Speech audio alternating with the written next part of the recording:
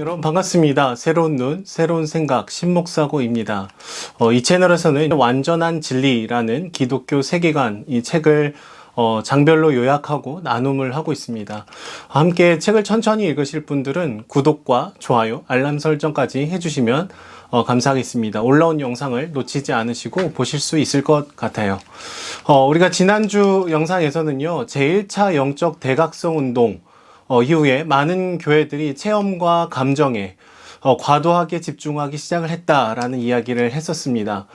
그리고 기도 가운데 눈물을 흘리고 신비로운 체험을 하는 것도 물론 우리 신앙생활 하는 데 있어서 참 중요한 요소이지만 여러분 이것을 지나치게 강조해 버리게 되면서 반지성주의라는 열매를 맺게 되었던 것이죠. 그래서 1차 대각성 운동이 일어난 다음에 제2차 대각성 운동으로 발전을 하게 될 즈음에는요, 점점 무엇인가를 배우는 것을 굉장히 귀찮고 하찮게 여기기 시작을 했습니다. 그래서 우리가 읽어본 책을 보시면 이런 표현이 기록이 되어 있어요. 나는 그리스도인이 철학책, 지적인 것이면 무엇이든 읽을 필요가 없다라는 것을 알게 되었습니다. 왜냐하면 철학자들은 자기가 무슨 말을 하고 있는지도 모르기 때문입니다. 여러분 굉장히 놀라운 고백이죠. 나는 어려운 것들을 더 이상 생각하지 않겠다라는 거예요. 점점 설교 시간 가운데에서도요, 쉽고 간단한 예화들, 감동적인 이야기들만 가득해지기 시작을 했던 것이죠. 그리고 당시 미국의 분위기는 이 독립전쟁이 끝난 당시였기 때문에요.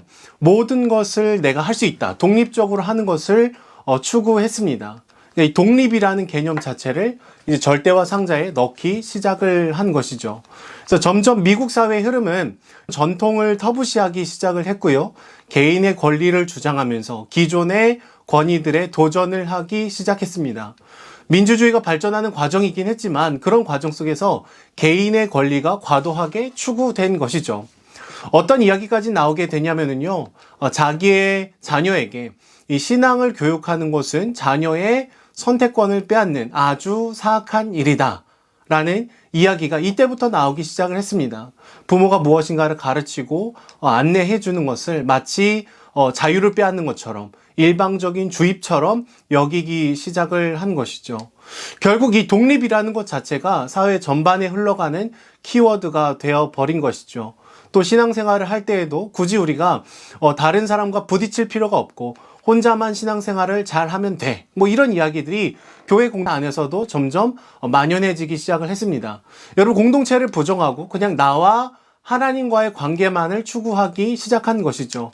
이런 분위기의 배경에는 정치 그리고 경제 영역에서 시작된 세계관의 흐름들이 분명히 있었습니다. 그들은 독립 이후에 우리의 힘과 능력으로 무엇인가를 스스로 이루고 성취할 수 있는 존재로 자기 자신을 인식하기 시작을 했습니다. 그리고 이런 흐름 가운데요, 제2차 대각성 운동의 중심에 있었던 이 찰스 피니라는 사람은 한 개인의 자유, 권리를 자극하는 멘트들을 계속해서 사용하곤 했었습니다.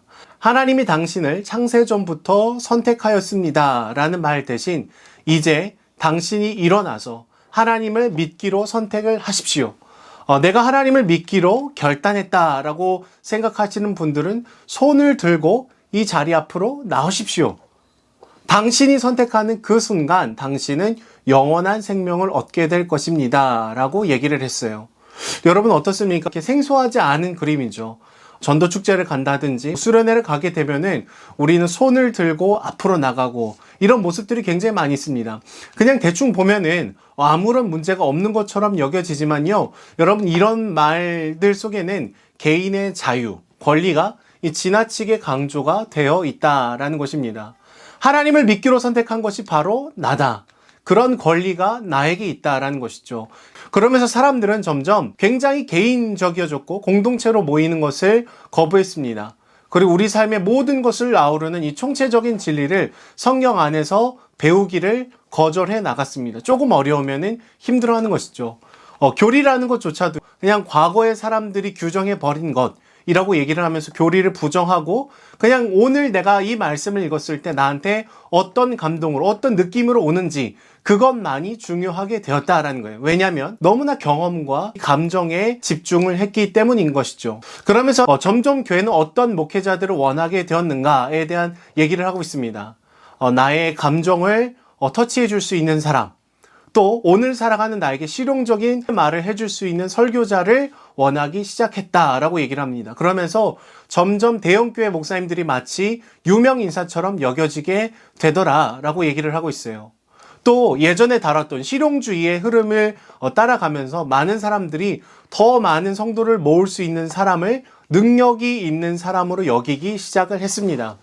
결국 목회자들은요, 사람들이 원하는 감동을 만들어내는데 집중하기 시작을 했습니다. 하지만 여러분, 한 명의 목회자가 지나치게 많은 사람들에게 커다란 영향을 끼치게 된다라는 것은 약간의 위험성을 가질 때가 있죠. 그래서 낸시 피어시는 제2차 대각성 운동 이후에 사람들에게 감동을 평소에 선사하던 목회자들이 이 자신의 주관적인 이야기들을 가지고 사람들을 선동하곤 하였다. 라고 그 위험성을 제기합니다. 그러니까 성경에 나와 있는 기준과 가치가 아니라 개인적인 생각과 가치조차도 마치 진리인 것처럼 섞여서 흘러가더라 라는 것이죠.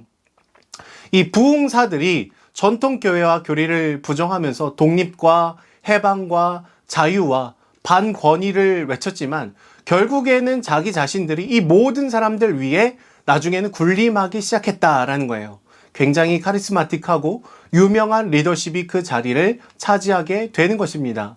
결론적으로 여러분, 교회 안에는 이 영적 대각성 운동이 일어난 다음에 지적인 사유, 깊은 고민, 함께 서로를 세워가는 공동체성이 굉장히 많이 약해져 버렸습니다. 마치 영화관에 가서 그냥 내 자리에 앉아서 영화를 보고 옆 사람과는 아무런 관계없이 다시 자기 집에 돌아가듯이 교회 안에서도 그렇게 예배를 드리고 각자의 삶으로 흩어지는 모습들이 굉장히 많아진 것이죠. 결론적으로 여러분, 우리는 눈물, 감동이라는 참 좋은 것을 절대적인 것으로 여기는 것을 통해서 심각한 반지성주의, 반공동체주의를 낳게 되었다라는 것입니다.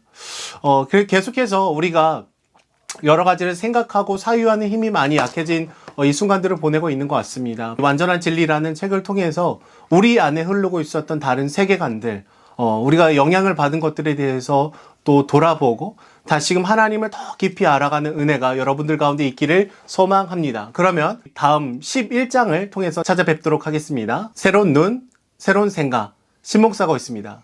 감사합니다.